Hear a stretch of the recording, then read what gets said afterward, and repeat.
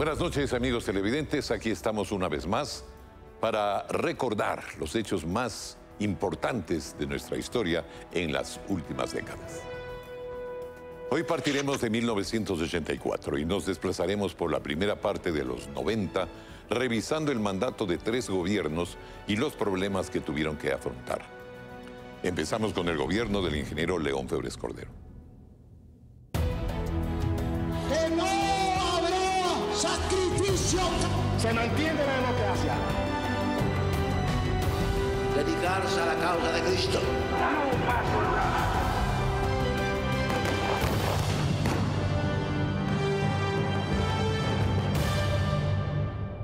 Hay que tomar la decisión para poder levantar al Ecuador.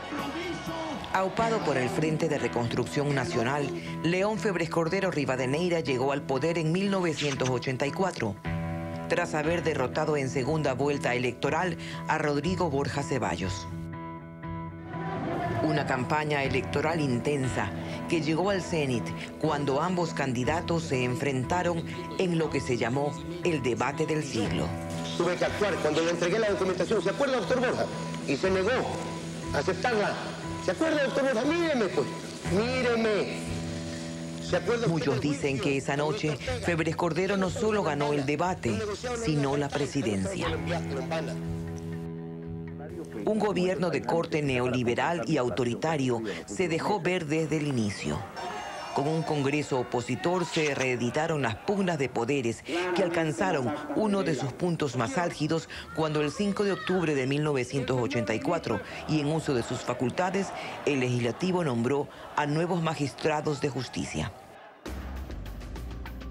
Febres Cordero, en desacuerdo, ordenó a la policía impedir el ingreso a la corte de los nuevos jueces supremos. Para el manejo de las finanzas públicas, León Febres Cordero estrenó un grupo de economistas formados en el extranjero, bautizados como los Chicago Boys. Sus recetas incluyeron liberalizar los precios de los productos de primera necesidad, favorecer las exportaciones y permitir la flotación de divisas. Los primeros 2 años de gobierno dejaron un superávit en las cuentas oficiales. Pero yo le puedo asegurar al pueblo ecuatoriano que no es que hay falta de liquidez, hay exceso de liquidez. Pero esa era solo una cara del Ecuador de entonces. La libertad de expresión estaba seriamente afectada. Febres Cordero había ordenado el cierre de la televisora Ortel, presionando para el despido de importantes periodistas. A fines de 1984, la guerrilla había germinado en Ecuador. Alfaro Vive Carajo hacía su aparición pública con asaltos a mano armada, extorsiones y secuestros. En septiembre del 85, el banquero Naim Isaías murió en un fallido operativo de rescate liderado por el propio jefe de Estado. El banquero había sido cautivo de guerrilleros del M-19 de Colombia en colaboración con Alfaro Vive Carajo. Tomé la decisión de incursionar, consciente de los riesgos que se corrían, pero poniendo por sobre todo en mi mente el inmediato y posterior futuro del pueblo ecuatoriano. El fracaso de la operación dio inicio a una lucha despiadada contra la insurgencia. Desde la presidencia de la República se daba luz verde a la creación de grupos especializados de combate, pero el precio pagado fue tan alto que 25 años más tarde, el gobierno de León Febres Cordero sería condenado por parte de la Corte Interamericana de Derechos Humanos por crímenes de lesa humanidad. El presidente de la República, ingeniero León Febres Cordero, al momento, al interior del comando de la base aérea de Taura, se encuentra dictando una garantía para las personas que han realizado el acto de secuestro contra él.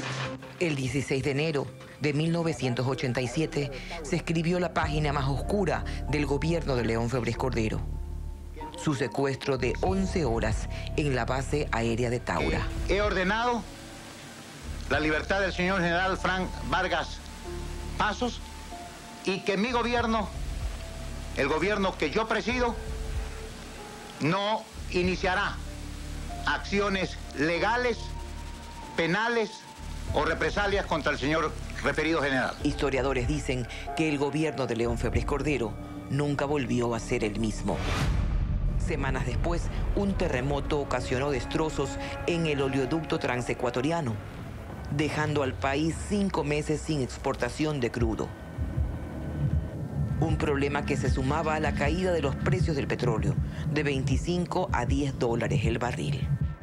Se agudiza y se agrava la crisis del país, del Ecuador.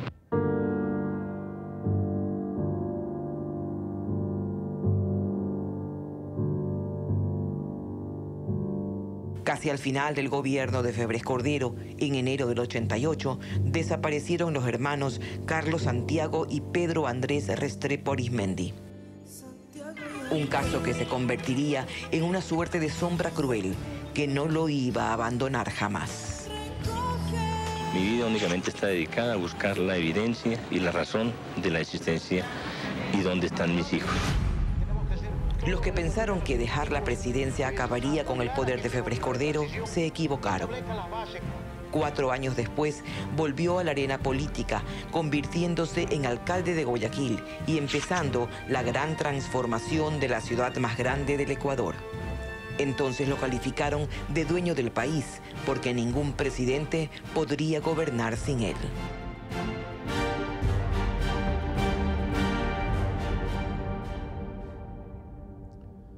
Para complementar esta primera parte están con nosotros Teresita Arboleda, conductora de Televistazo, y el doctor Alfredo Negrete, quien fue gerente de noticias en una época que recordamos con mucho cariño. Bienvenidos aquí al programa y vamos a complementar entonces todo lo que estamos viendo. Algo obvio para ti, Teresita, quisiéramos que nos revivas la experiencia que viviste en Taura cuando ella fue la única periodista que cubrió directamente sus acontecimientos.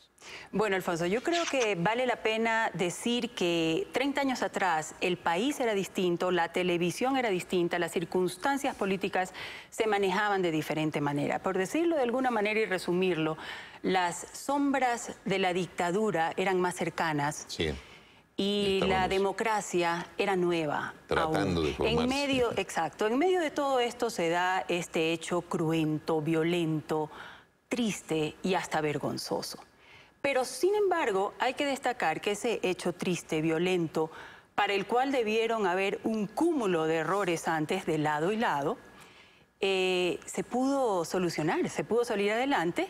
En 11 horas se lo solucionó y el presidente Febres Cordero terminó su mandato. Y no solo que terminó su mandato, sino que además siguió siendo el líder político importante que ha sido él y que representa para la historia ecuatoriana. Y algunas décadas, así es. Exacto. Otra cosa y en que lo me personal, parece... ¿cómo lo viviste tú? Bueno, era un hecho muy difícil. Las circunstancias habían hombres armados, con fusiles, habían habido pérdidas de vidas humanas, habían muertos. Terrible, ¿no es cierto? Sí, 11 horas de mucha tensión. Y la cantidad de chismes y de cosas que se dijeron. Bueno, yo adentro no escuchaba los chismes. Yo más bien lo que tengo que decir es que posterior a eso hubo una serie de historias inventadas que hablaban de comportamientos indignos del presidente Febres Cordero, los cuales son totalmente falsos. El presidente Febres Cordero, más allá de sus errores y de sus aciertos, mantuvo la capacidad de decidir, de evaluar y de negociar frente a decenas de hombres armados que estaban amenazando su vida y las de su comitiva, en circunstancias muy difíciles para el país y para la democracia. Alfredo, la rebelión del general Vargas con este complemento de los penosos hechos de Taura fue una de las distintas facetas de la violencia manifestada en este gobierno del ingeniero Febres Cordero. Quizás lo que pesó más fue la presencia de la guerrilla. Ya tuvimos al Faro Vive. ¿Cómo juzgas el comportamiento que tuvo el gobierno y Febres Cordero, por cierto, frente a la subversión? El caso de Taura, que tiene muchos antecedentes, muchas causas que pueden explicarnos, sin embargo, deben motivar una reflexión sobre qué eran las Fuerzas Armadas del Ecuador en ese momento. En primer lugar, que se demostró, y no era la primera vez, que la mezcla de política con Fuerzas Armadas causa caos, causa desestabilización, inestabilidad al país. Y lo segundo, que había faltó por parte del gobierno, del presidente y sus asesores, medir exactamente qué eran las fuerzas ecuatorianas en ese instante. No olvidemos que eran unas Fuerzas Armadas preparadas, con mucha capacidad y al mismo tiempo con mucha capacidad de reacción, como se vio en Taura. Y en cuanto al manejo de la violencia subversiva, hubo represión y todo esto que también es criticado y juzgado.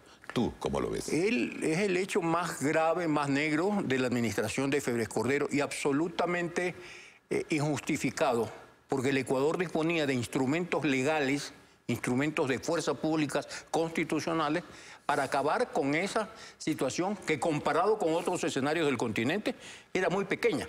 Pero se recurrió de entrada a una represión desproporcionada a los hechos. ¿Pero fue justa, apropiada? No, bajo ningún punto de vista, No existiendo mecanismos legales como existen en otras partes. O sea, no estábamos en una dictadura, no estábamos en Chile, no estábamos en la Argentina de Videla, estábamos en el Ecuador constitucional con muchas dificultades económicas, con 2 años muy duros, incluido el terremoto, pero había mecanismos suficientes. Qué bueno, se nos quedan todos los temas prácticamente, pero el tiempo es castigador. Ya regresamos, amigos, con más de los 50 años de Ecuavisa. Revisamos sus mensajes en Twitter con el hashtag Ecuavisa 50 años.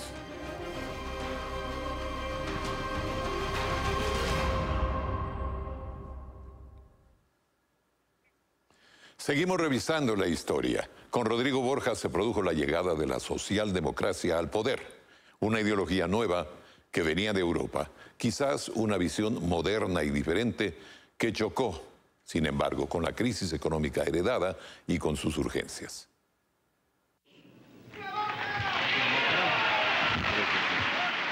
El año es 1988 y su protagonista, Rodrigo Borja, el máximo líder de la centroizquierda, se convertirá en el 36º presidente del Ecuador. Porque hay que establecer las metas nacionales y un liderazgo que no piense en las próximas elecciones, sino en las próximas generaciones. Borja, un político fogueado en la tarima y candidato en 2 elecciones previas, llega con la promesa de restablecer los derechos humanos, las libertades y poner fin al estilo autoritario heredado del gobierno anterior. Este clima favorable a la pacificación interna permitió que el grupo guerrillero Alfaro Vive Carajo entregue sus armas y deponga sus actividades irregulares. El único caso, hasta ese momento, de un gobierno que llegó a un acuerdo con la guerrilla. Ejecutó una ambiciosa campaña de alfabetización, reduciendo a un 9.6% el índice de analfabetismo en el país. Asimismo, se caracterizó por una febril política internacional, donde participó de varios foros y mantuvo reuniones de alto nivel con líderes de varios países. Entre ellos destaca su visita de Estado a Francia, donde fue recibido con los más altos honores por el presidente François Mitterrand. Y en sus esfuerzos por estrechar lazos, recibió a Alberto Fujimori en Quito, la primera visita de un presidente peruano al Ecuador. Allí le planteó la idea de un arbitraje papal para resolver el diferendo territorial entre ambos países. Y entonces puse al presidente de Perú, Fujimori, contra las cuerdas, porque frente a un pueblo inmensamente católico como el peruano, él no podía rechazar el arbitraje del Papa Juan Pablo II. ¿Por qué no funcionó el arbitraje? ¿Por qué no caló? Porque para el próximo gobierno era idea del gobierno anterior, entonces tenía que ir a la basura. Esa es la política de nuestro país. Y no era sino cuestión de tiempo para que encargarle el arbitraje y que venga el fallo que sin duda alguna iba a beneficiar el interés ecuatoriano. El gobierno de Borja tuvo que enfrentar el primer levantamiento indígena que reclamaba un Estado plurinacional y mayores derechos para esta minoría, al conmemorarse los 500 años de la conquista europea. Borja reaccionó repartiendo títulos de propiedad equivalentes a cerca de 4 millones de hectáreas. Al final de su mandato, Rodrigo Borja tuvo que gobernar con un Congreso de oposición y con dificultades en la economía debido a la inflación y al alto endeudamiento externo. Sin embargo, se lo recuerda por su respeto absoluto a las instituciones y al orden democrático. Nos quedó entonces una economía relativamente estable, pero faltaba el empuje para el desarrollo, Para ello, el gobierno de Sixto Durán Ballén abrazó el liberalismo económico que había tomado fuerza en buena parte del continente. Aunque la derecha dominaba en el Congreso, tuvo más pugnas que apoyo en la tarea.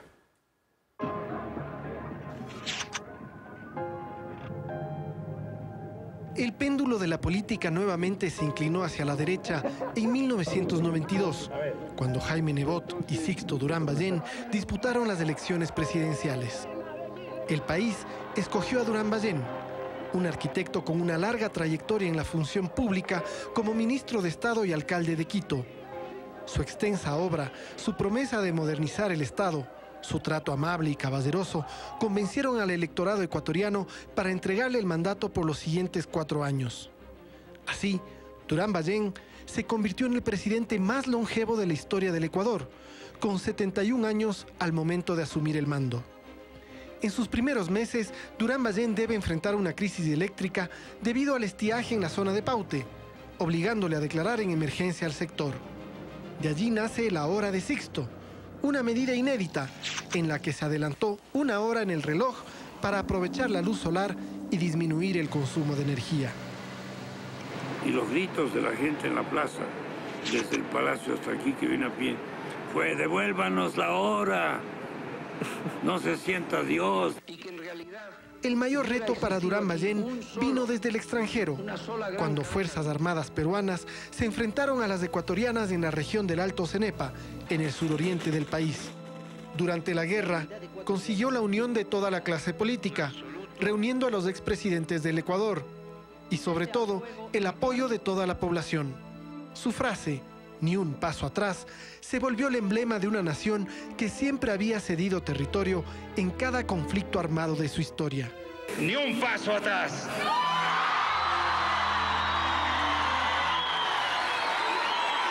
El tener que reconocer, por ejemplo, la realidad de aquella frase mía de ni un paso atrás, que significó no retroceder, y que cuando me avisaron el fallecimiento de las 2 primeras víctimas, un soldado Pico y un sargento de apellido Chimborazo, yo sentí como que yo los había mandado a la muerte.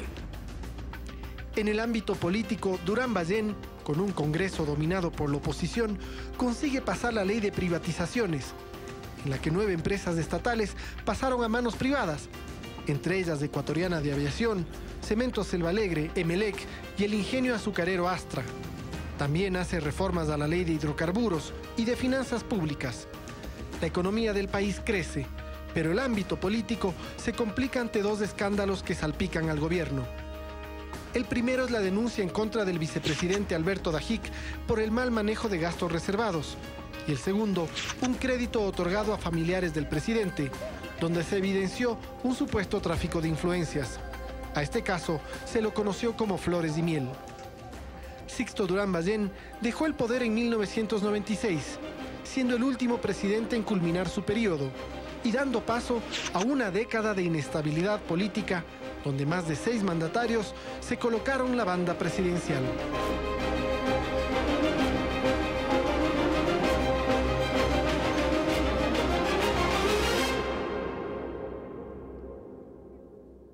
Ahora nos acompaña una periodista de trayectoria, Tania Tinoco, y el doctor Carlos Gijón, quien nos acompañó una época desde la Dirección de Noticias. Les doy la bienvenida y vamos a un rápido diálogo para interpretar los hechos que ya hemos visto en los reportajes. Hemos revisado algunos gobiernos, Carlos, donde hubo un factor común, que era la pugna de poderes. La pregunta sería, ¿a quién responsabilizar de esto? ¿A la clase política en su conjunto o a ciertas tendencias que estaban siempre como queriendo bloquear? Yo creo que es una característica de la sociedad ecuatoriana, el enfrentamiento, el no estar, el no ser dóciles a una forma de gobierno. En toda la etapa democrática ha habido una oposición fuerte, básicamente desde el 79. Y es una cosa interesante porque, por ejemplo, en el gobierno de Borja, que era un gobierno de centroizquierda, un gobierno socialdemócrata. Los principales opositores eran la derecha del Partido Social Cristiano, liderada por Jaime Nebot en esa época, y por el expresidente Febres Cordero, y la izquierda, porque la izquierda también, el MPD, el Partido Comunista, criticaban duramente al gobierno de Borja. Y en el siguiente gobierno, en el gobierno de Durán Ballén, que era un gobierno de derecha, un gobierno que venía de la misma extracción socialcristiana. Sixto Durán Ballén había sido socialcristiano, pues la oposición más feroz que tuvo Durán Ballén vino del Partido Social Cristiano. Es una característica, es una constante. Casi algo común en todos los gobiernos, por lo menos en esa época, ¿no es cierto? Tania, en los años 70 se hablaba de la democracia participativa para cambiar a la democracia representativa, que era más retórica y como superficial. Democracia participativa no hemos tenido. Tal vez la respuesta está en la sociedad civil. La sociedad civil que era la llamada a convertirse en el puente. Y esta sociedad civil fue muy débil. En el Ecuador no hubo la suficiente madurez para fortalecer a esta sociedad civil. Y los grupos que luego se formaron de la sociedad civil se vieron un poco aplastados por los grandes líderes o los grandes partidos y quedaron minimizados. Pero los partidos tampoco hicieron nada para crear escuela de participación. Tal vez porque los partidos siempre quisieron seguir siendo gobernados por sus líderes nada más. Y esta sociedad civil, que era la llamada a fortalecerse, no lo hizo. Tal vez por falta de educación de todos nosotros, de todos los ecuatorianos. Carlos, hay otro factor común a lo largo de toda esta época, que es la crisis económica. Y siempre nos hemos preguntado cómo el Ecuador, siendo un país pequeño, manejable, pero muy rico, puede sufrir tan consecuentemente esta crisis económica. Pero es que en realidad no es tan rico. O sea, la economía del Ecuador ha dependido en los últimos 30 años más, en los últimos 50 años básicamente del petróleo. Y el petróleo ha estado al vaivén del petróleo, ¿no? Así y entonces empiezan los problemas, pero el problema es que el Ecuador no ha logrado establecer un modelo de desarrollo que no dependa del petróleo. Desarrollar el comercio, por ejemplo, que el Ecuador sea una potencia comercial. La era postpetrolera de la que siempre se ha hablado, ¿no? Exactamente. Y o la agroindustria. Y entonces es un país que ha dependido básicamente de un producto. En esto de los modelos es interesante, Tania. En el gobierno de Rodrigo Borja esperábamos un modelo de desarrollo socialdemócrata, pero nunca se concretó como tal. En el modelo de Sixto llegó al poder con la propuesta de un modelo liberal en el gobierno de Sixto, ¿no es cierto? Pero ese modelo no se llega a concretar. Y creo Incluso en el gobierno actual tenemos un modelo, pero no llega a concretarse como un auténtico modelo de desarrollo y vamos de crisis en crisis. Pero porque cada gobierno que llega, ¿verdad?, quiere hacer borrón y cuenta nueva. Entonces habla de un nuevo modelo que quiere implantar, hace creer que todo lo anterior fue mal hecho y quiere volverlo a hacer. Y entonces en ese tiempo, otra vez, se van los 4 años, y estamos en el principio en un nuevo modelo. Gobiernos que han tenido 10 años, década ganada, década perdida, como se quiera llamar, también han cambiado de modelo. Empiezan con uno y terminan con otro. O sea que realmente en el Ecuador no hemos aprendido a desarrollar en verdad un modelo. Nos hemos quedado siempre en malos intentos. Bueno, y en estos 50 años hemos visto mucho y de todo. Les agradezco mucho por sus aportaciones a este programa de Remembranzas y Recuerdos. Gracias y felicitaciones a Ecuavisa, felicitaciones a ustedes, porque han dado en estos 50 años un ejemplo de periodismo, de ética, de desarrollo realmente importante en la cultura ecuatoriana. Creo que nosotros, Alfonso, nos hemos sentido y nos sentimos orgullosos de haber sido parte de todo esto. Así es, así es. Todos tenemos algo que hemos aportado y hemos aportado al país, sobre todo. Bueno, el tiempo corre. Quédese con nosotros y en instantes continuamos con más de los 50 años de Ecuavisa.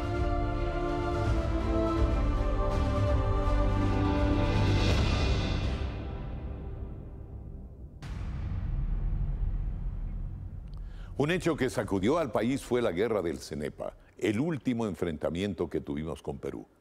Una victoria militar sin precedentes que el pueblo compartió eufóricamente. En el pasado reciente del Ecuador hay una guerra que desangró a la nación. La guerra del Cenepa.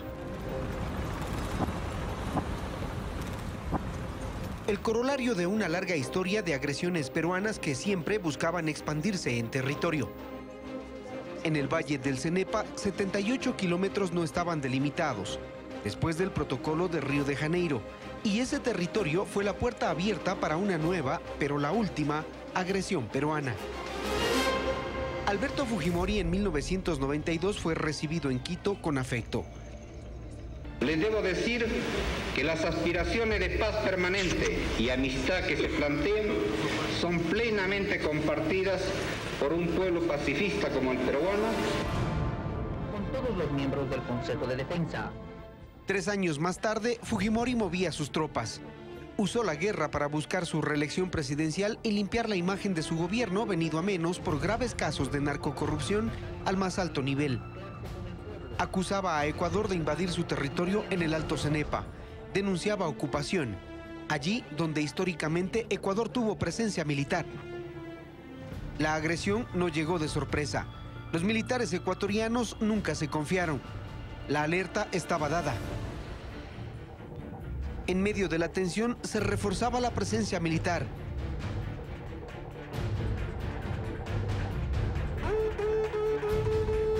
Y en el ámbito civil nacía ese sentimiento de unidad. Como se puede observar, este es un grupo de diferentes comunidades shuaras de aquí de una de las provincias orientales. Ellos vienen justamente a colaborar con las Fuerzas Armadas en este testimonio de unidad nacional que se ha presentado para enfrentar a las fuerzas invasoras. El 26 de enero empezaron los combates. La superioridad bélica peruana se repelía con decisión y estrategia. Los diablos de la selva, los ibias, estaban desplegados como un grupo de singular importancia. Nosotros no hablar, solo actuar.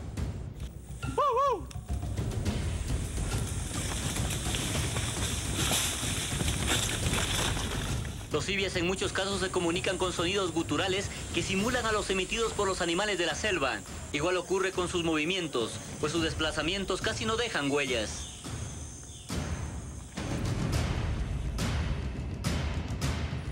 El olor a muerte y a pólvora reinaba en el ambiente. Los morteros, las granadas y las minas peruanas no amilanaron al personal militar. No se preocupen que yo estoy con la moral en alto y he de llegar a casa bueno y sano. Nunca retrocedimos, siempre estamos con pie adelante y siempre firmes aquí.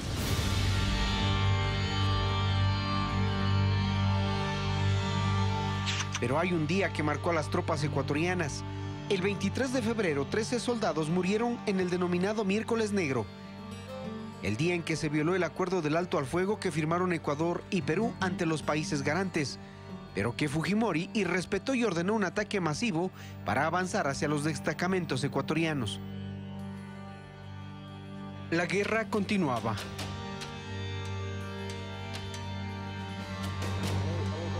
El ataque antiaéreo daba sus frutos. Caían aviones y helicópteros peruanos. Al final, Ecuador cuenta las bajas de 9 helicópteros y 3 aviones supersónicos del enemigo. Sigue volando bajo, siguiendo la cuenca del río Cenepa, dirección Pastos. Y en tierra había la orden de contrarrestar el ataque peruano. Pero a las 5 de la mañana el alto mando militar ecuatoriano dio la orden. Fuego, fuego, fuego.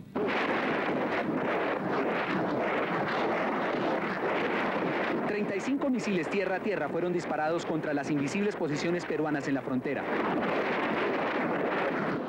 El presidente Fujimori afirmó que Perú recuperó Tiguinza, que desalojó a las tropas ecuatorianas, una falacia que levantó las voces de victoria en Perú y su popularidad.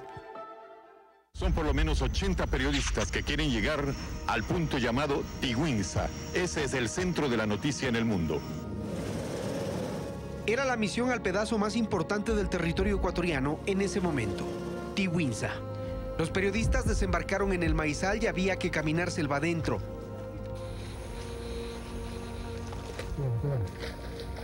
Y al fin, Tiguinza. Como ecuatorianos nos sentimos orgullosos de haber llegado a este lugar para compartir con quienes están defendiendo aquí la integridad territorial sus mejores experiencias, que a su vez las compartimos con ustedes. Más que el sol contempla, lucir. Y eso se reportó al mundo.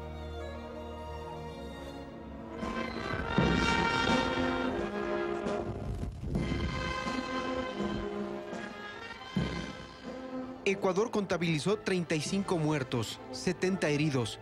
Del lado peruano se habla de una cifra no confirmada de 200 muertos. Luego de la separación de tropas, se abandonó el destacamento Tiwinsa.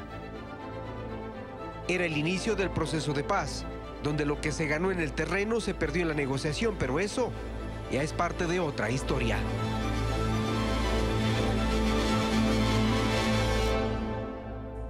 Algo importante, la victoria militar y diplomática de aquellos días permitió tener la esperanza de que podíamos recuperar algo del territorio que históricamente habíamos perdido con Perú. Pero el fracaso de 1941, la Guerra Grande, pesaba mucho y dejó un documento aceptado por el país, el Protocolo de Río de Janeiro. La victoria militar del CENEPA entonces solo sirvió para cerrar la frontera definitivamente y consolidar una paz permanente, que por supuesto constituyen de por sí logros muy importantes. Vamos ahora con la parte internacional. Revisamos los acontecimientos del mundo en esta década. En estos mismos tiempos, en la civilizada Europa, se habían borrado las fronteras, pero se habían reforzado las nacionalidades. Volvió el fantasma de la guerra, la división. Y también en Colombia era abatido el líder de los carteles de la droga, Pablo Escobar Gaviria. Fueron los años de la disolución de la Unión Soviética, la caída del comunismo y de uno de los más grandes símbolos de la división de un país y del mundo, el Muro de Berlín.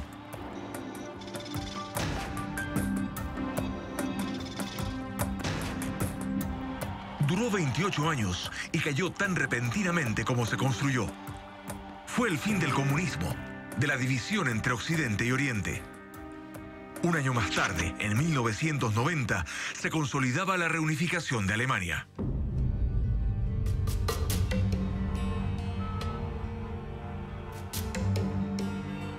Símbolo de paz en Europa, mientras en Medio Oriente se desataba la guerra del Golfo. Irak invadió a su vecina Kuwait con el fin de anexarla a su territorio. La respuesta internacional, aprobada por la ONU, fue defender a Kuwait a través de la Operación Tormenta del Desierto, liderada por los Estados Unidos. El entonces presidente de Irak, Saddam Hussein, la llamó la madre de todas las batallas. Duró 6 meses y terminó con la expulsión de las tropas iraquíes. Mientras tanto, en América Latina, Venezuela se veía envuelta en violencia y caos. El presidente Carlos Andrés Pérez era acosado por las protestas populares. Más de 2 centenas o 3 centenas de heridos. La mayor parte de esos heridos, producto de la ruptura de las vitrinas, de los negocios que se han saqueado. El Caracazo. Así se conoció a la reacción por la crisis económica y las denuncias de corrupción. 300 muertos en las calles. 2 intentos golpistas. Uno de ellos encabezado por el entonces coronel Hugo Chávez. Y depongan las armas, porque ya en verdad los objetivos que nos hemos trazado a nivel nacional es imposible que los logremos. Detenido y luego indultado por el gobierno. Les agradezco su lealtad.